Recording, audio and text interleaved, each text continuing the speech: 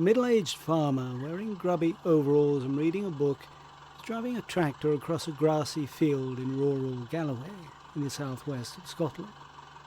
On a lane on the other side of a hedge, a large four-wheel drive car moves slowly along and comes to a halt in front of a wide gate.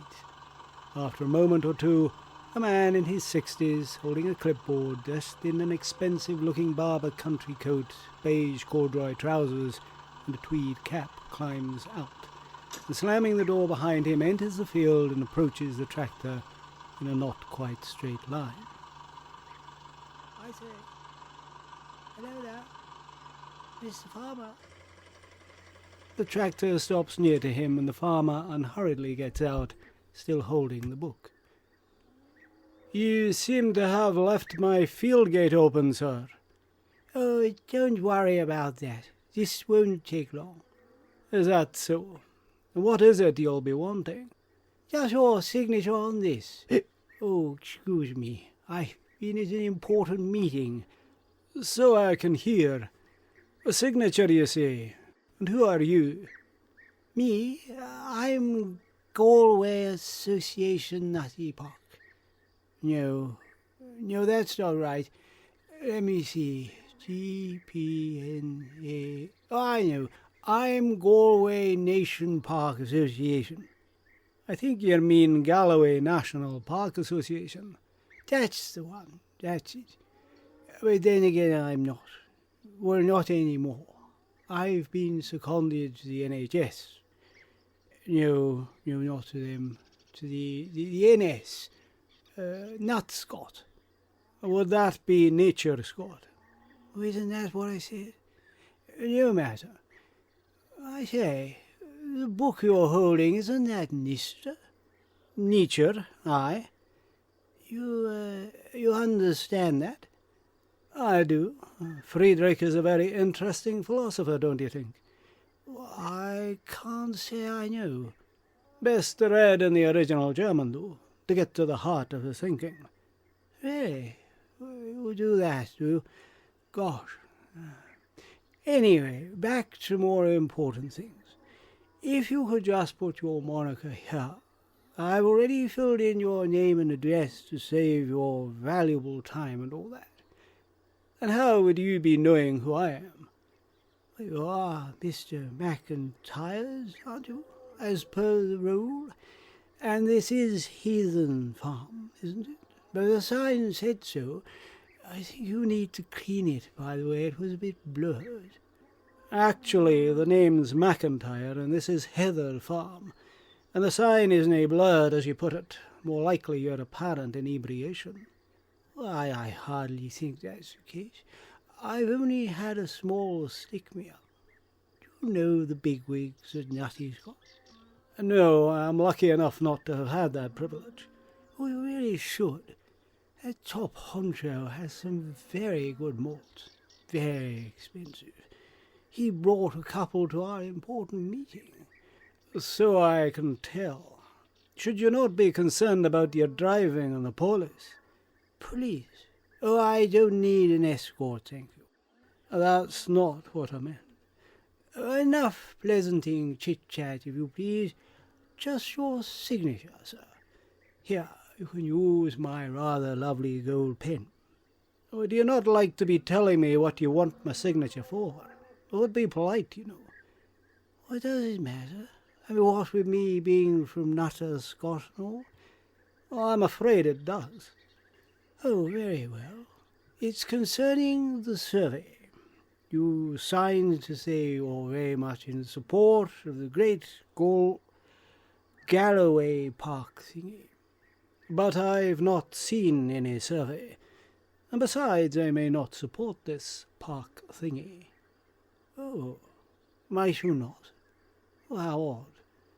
But it doesn't really matter anyway, so you might as well sign." "And why does what I think not matter?" "Well, of course you'd be one against 2,999. You're my last, by the way, number 3,000th. Lucky me. So let me get this right.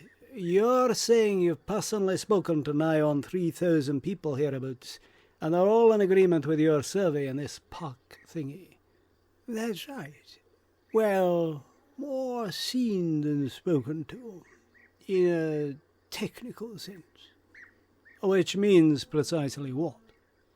In the sense of the methodology we are using to survey. Would you like to elucidate on that a wee bit?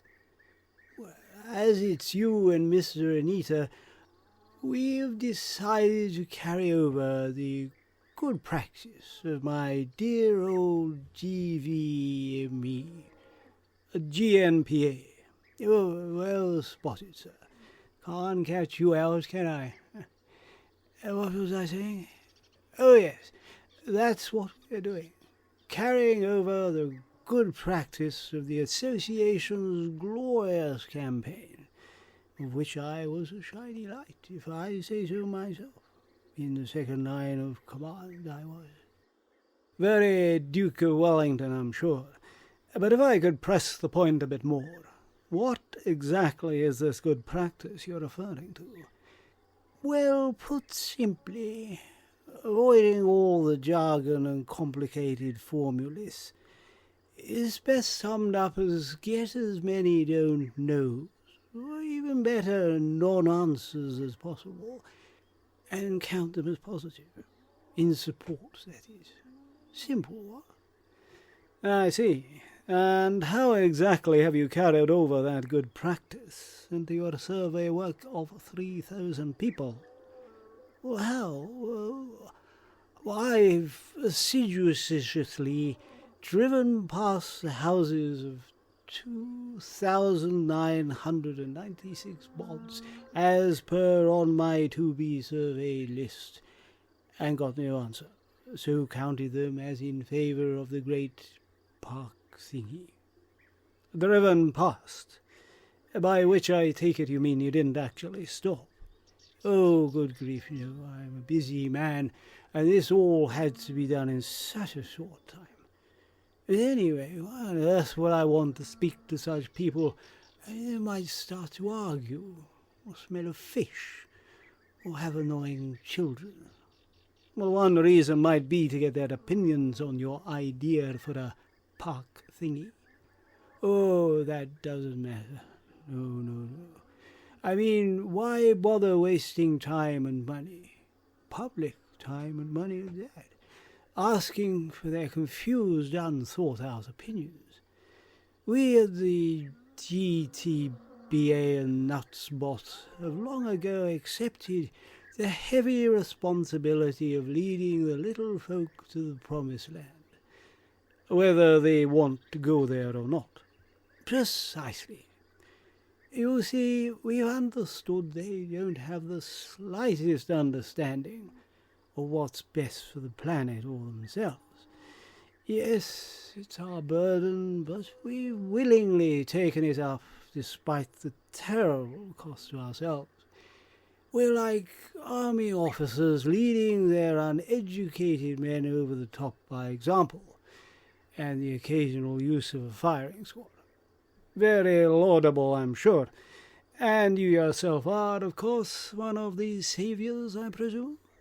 You presume correctly, sir. I am indeed proud to count myself as one of the crusaders leading us all to globular survival. Right. You said 2,996 visits, passings, and I'm the 3,000th. So you seem to be missing 3. You're on the ball, my dear sir. Well, now that discrepancy could be accounted for by Mr. Harrison, who was on his way out of his house when I nearly ran into the stretcher he was on. Not that it would have made any difference because he was already dead. But, out of respect, I still had a conversation with him and can confirm he offered no objection to the proposal, so I signed for him. Now, who were the other two? Yes, Miss Haggerty. Trapped me in a cul-de-sac on her bike with pink stabilizers. Tricky customer. Asked lots of questions. She has a very grown-up signature for a 10-year-old. And then there was Miss Langley.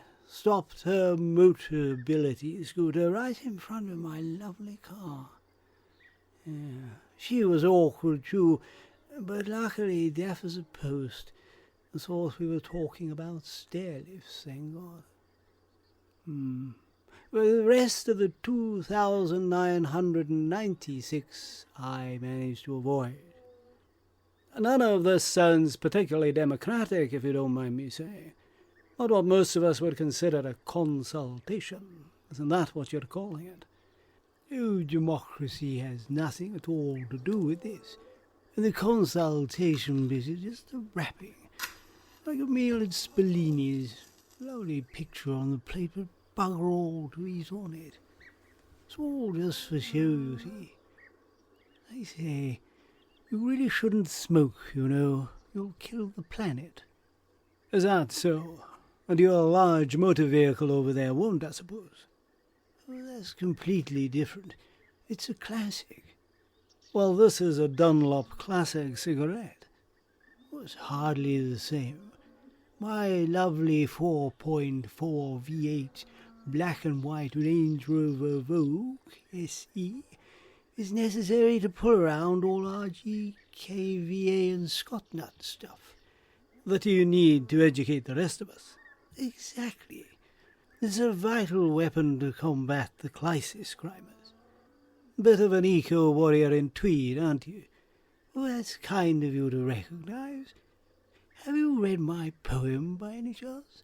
Sins, I pass wind and the world dies. I cry.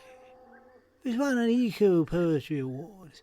No, I can't say I've seen it in the Farmers Weekly. My daughter Lilliputta said I should become a poetry activist. She converted me to eco-warriorism the day I found her crying beside her pony. She'd been to a birthday party on a farm. "What's wrong, Tinky Wee?" I asked.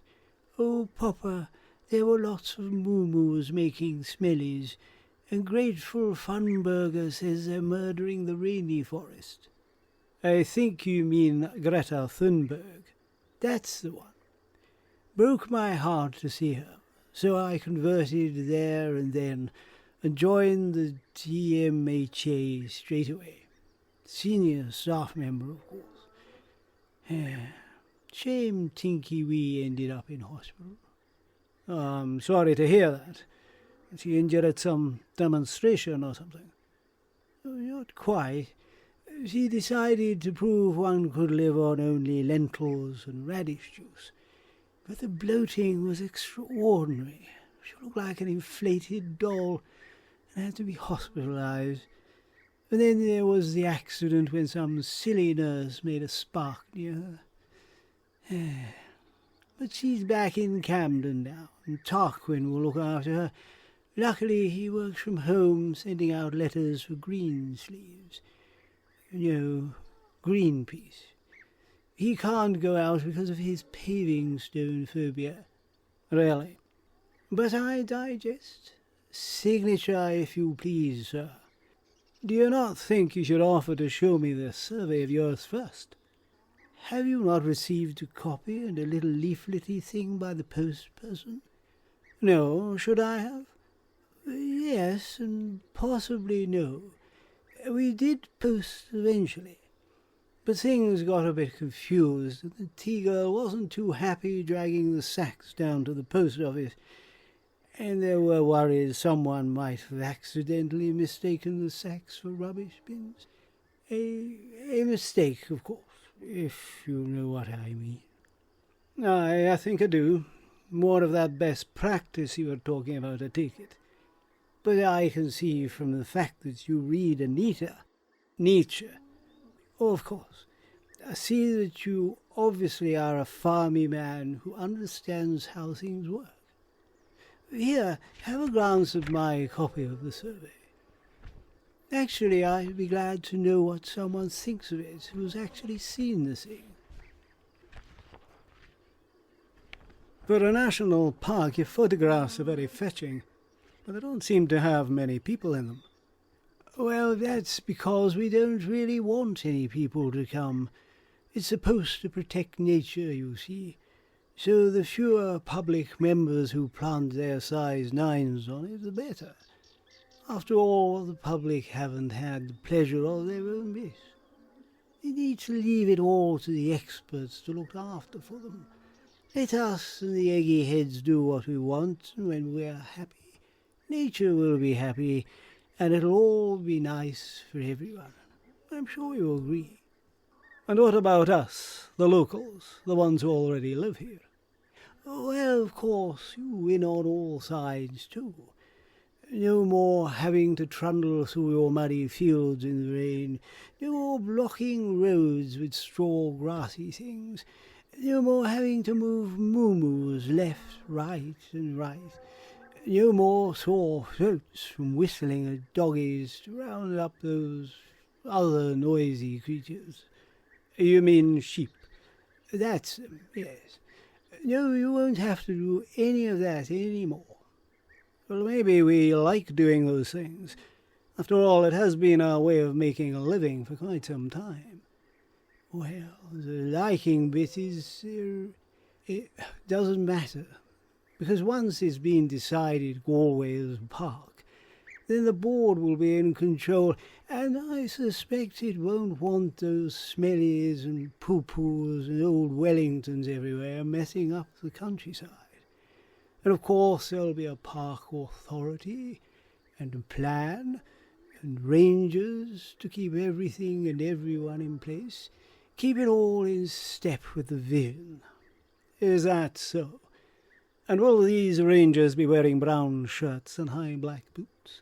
And can we expect to be organised into Soviets and have a 5-year plan? Oh, by the way, did you say poo-poo? As in what you're standing in as we speak? Standing in? Oh, no, my best American loafers. Bother. But this is exactly the anti-social, climate-denying activities that need to be sorted out. It shouldn't be allowed anymore. Cripes, I don't think even what's-her-name, the Daily, will get these clean. And what exactly are we supposed to do with ourselves once the new regime of the park thingy arrives? We locals, that is. Oh, look at the colour of that. Ugh. What? Oh, well, there'll be paths to look after, and signs to polish, and lots of paperwork. Oh, yes, lots of that. Perhaps you could set up museums and clubs to watch each other going up and down in your big tractors.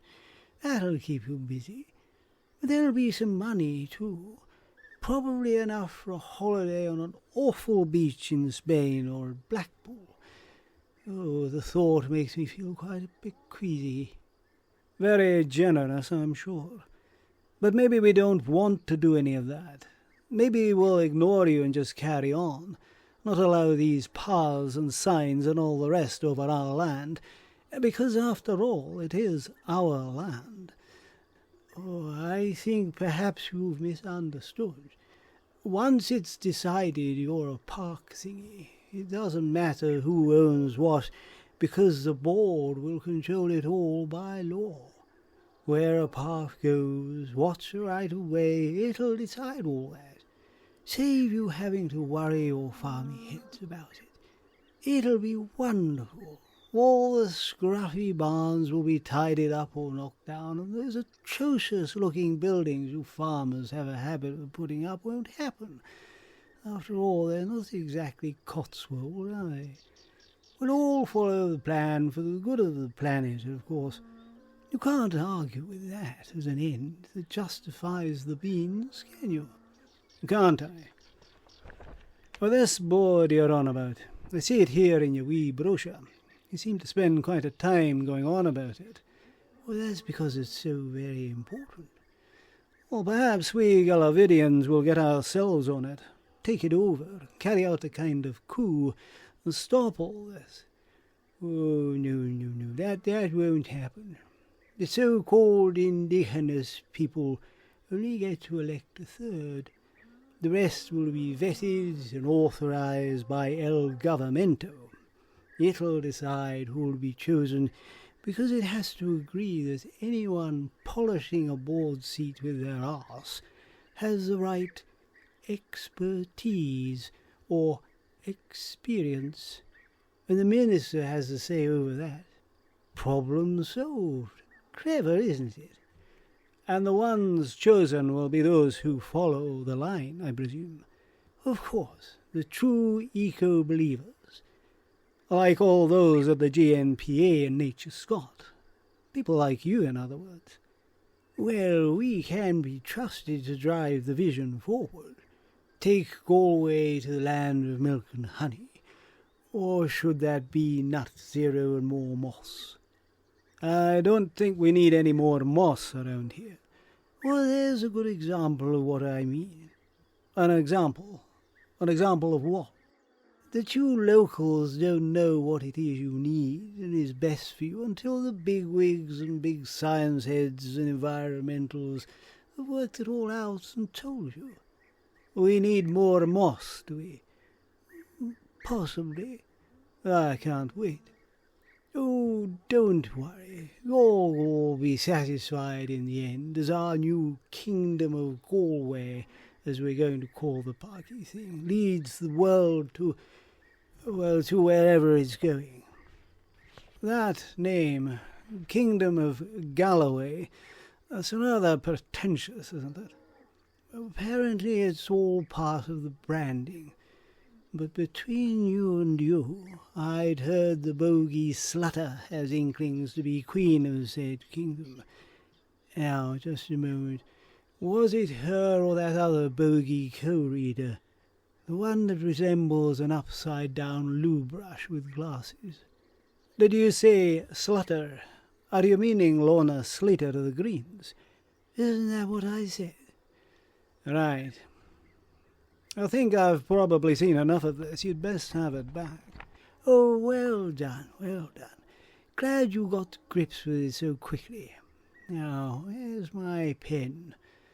An English friend of mine said he'd heard talk of a referendum, but there's no mention of it in your brief survey. A referendum? You mustn't use that word. It's heretical as a coal fire to us believers. Disastrous thing. I mean, that's how your Germans got Hitler. I think you'll find that was more a matter of elections. You know, those things that give you an SNP government. Well, there you are then, the same thing. No. The minister, what's her name? That woman who looks like a tickled hamster and has the name of a froggy cheese. You mean Marie Goujon? Maisie Gudgeon, that's her, that's the one. She's already put down her jack slipper and said 9. And our old friend Slutter, she'll make sure the Frenchie's will doesn't crumble. There are rumours of deals over the budget and progressive policies to give the bogies electric bicycles and a vegan canteen. Clever politics, what? But enough of all this. We must move on. I have some golf booked for this afternoon and a flight to Paris with my mistress. Oh, I don't think I should have said that, should I? Oh, well, I'm sure you're a world of the man. So, signature, please, sir. I noticed the last section of your survey asked for comments. I'd like to offer you some of mine, if that would be all right. But I'll not take a hand to your expensive pen. I've been with the cows, you see. So if you wouldn't mind writing them down for me. Oh, with pleasure, my old friend. Good. Well, now, let's see. My opinion of your parky thing and what should happen to it is...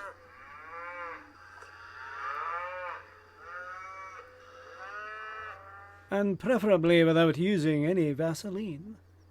I take it you're not exactly in favour, then. Very perceptive of you. I would just point out that besides the fact I don't think I spelt some of those words correctly, we will have to put a warning with your comments for the nutty spot staff, and probably allow them to use the safe space room in case of trauma. So there might be a slight problem officially recording your opinion, which you're going to ignore anyway. Well, no matter, because as problems go, it's not as big a one as you yourself seem to have at this present moment. Who, me? Aye, seems my bull, young Frederick, has decided he has an interest in your classic motor car. My Vogue? I say, what's he doing? I believe he's about to service it, but not in the mechanical sense of the word. Oh goodness, he mustn't. Get off, Mr. Cow. Shoo, leave Vogie alone. I'd not be running at him like that if I were you, especially waving that clipboard around. Best not to try and hit him with it either. And don't run away. Oh, well, if you must. Oh my, these English toffs sure can run fast. Oh, it's like watching chariots of fire. Oh, well, best get on. If you'd be good enough to shut the gate when you're finished. Yeah. What's that old Scottish saying about? Never let your feet run faster than your shoes. Aye, they're a true word, I think.